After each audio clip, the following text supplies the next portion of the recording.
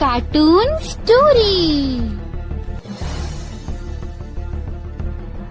का परिवार उसकी शादी कराना चाहता है, पर नीता को अपने बॉयफ्रेंड से ही शादी करनी होती है, जिसके लिए परिवार तैयार नहीं होता।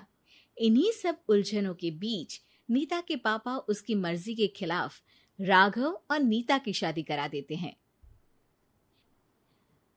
शादी ਤਾਂ ਤੁਸੀਂ ਮੇਰੀ ਕਰਾ ਦਿੱਤਾ, ਹੁਣ मैं भी देख दिया ऐ परिवार खुश किवें रहंदा है।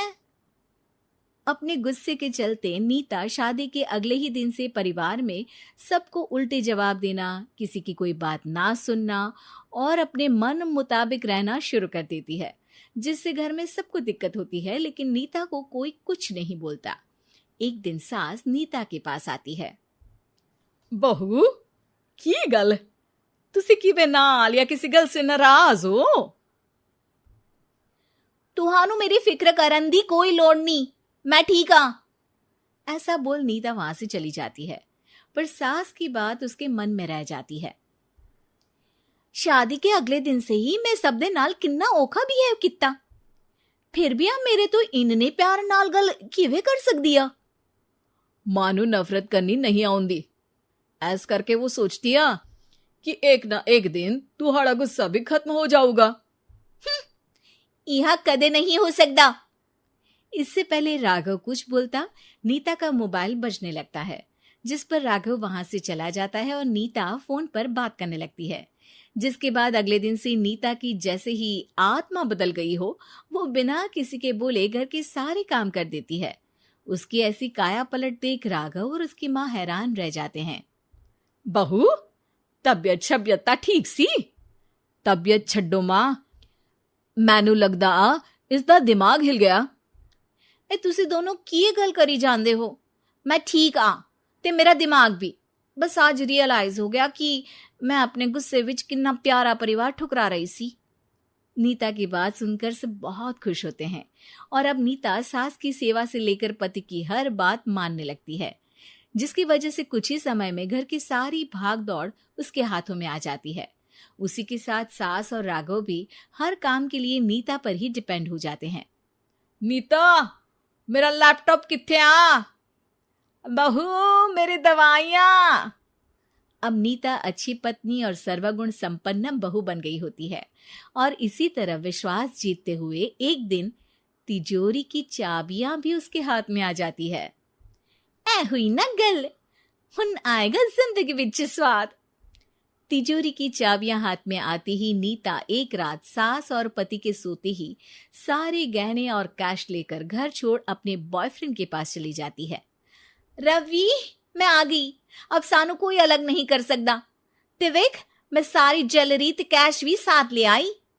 नीता की ये बात सुनकर रवि खुश हो जाता है और वो दोनों साथ रहने लगते हैं, जिसमें नीता पूरा समय काम करती है तो रवि उसके लाए पैसों पर ऐश करता रहता है।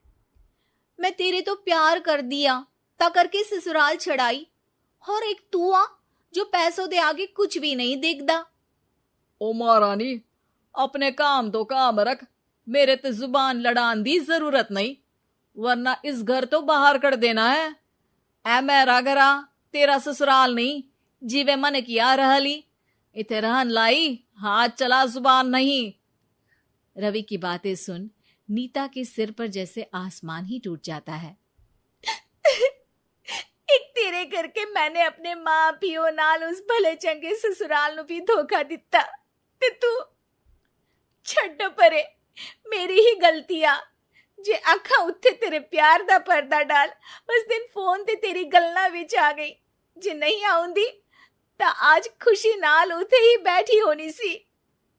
ए भाषण उन्ना दियो जिससे इसका फर्क पड़े, मेरे कॉल नौटंकी नहीं। रवि वहां से चला जाता है और नीता रोती पछताती वहीं बैठ जाती है। हाय रब्बा, ए मैं की कर दिता, उस घर विच भी वापस नहीं जा सकती। एक ता घर छोड़ा नाल चोरी भी की, कोई मेहणु माफ नहीं करूंगा। घर कैसे वापस जाए इसी डर से नीता रवि का घर छोड़ नहीं सकती। इसी तरह दिन बीतते हैं और उन्हीं के साथ हालात बद से बदतर होते जाते हैं। अब रवि पैसों और अपनी मनमानी के लिए नीता के साथ मारपीट भी शुरू कर देता है, जिससे परेशान होकर एक दिन नीता उसे छोड़ अपने ससुराल वापस आ जाती है, जिसे वहां देख राघव गुस्से से लाल हो जाता है। हूं थे की लेना या हमारी जिंदगी के साथ घर ता तू पहले ही बर्बाद कर गई सी। जान दिया, मेरी गलती माफी लायक नहीं। मैं कमली सी उस ढोंगी नु सच्चा प्यार दे, इस सच्चे प्यार नु बोझ समझती बैठी। मैनू माफ कर दो। जे मेरी नूर रानी समझ गई या कि उस तो गलती हुई या, फिर किस बात का रूसना मनाना। केड़ी नूर रानी? रानी बोलन जोगा इसने केड़े झंडे गाड़ दिए? मां याद कर, तेरे घर विच चोरी कर बहू ते पत्नी सब रिश्ते तोड़ भाग गई सी। और फिर की मानता रहिया, गलती हो गई सी। एक गलती ता रब भी माफ कर देता, ते तू और मैं ता सिर्फ इंसान ही आ।